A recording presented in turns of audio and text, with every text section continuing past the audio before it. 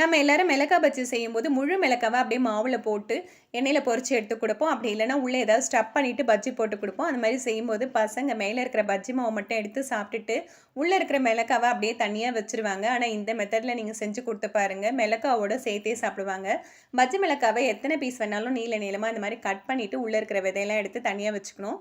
ஒரு பாத்திரத்தில் 1 கப் கடலை மாவும், 1 ஸ்பூன் மிளகாத்தூள், கொஞ்சமாக மஞ்சள் தூள், தேவையான அளவு உப்பு, 2 ஸ்பூன் பச்சரிசி மாவு, ஒரு 1/4 ஸ்பூன் ஓமம் எடுத்து உள்ளங்கையில் வச்சு நல்லா நசுக்கிட்டு அதை மாவோடு சேர்த்து தேவையான அளவு தண்ணி விட்டு நல்லா பஜ்ஜி மாவு பதத்துக்கு கரைச்சி எடுத்துக்கணும். கட் பண்ணி வச்சுருக்க மிளகாவை இதை நல்லா முக்கி எடுத்து சூடான எண்ணெயில் பொரித்து எடுத்துக்கலாம்.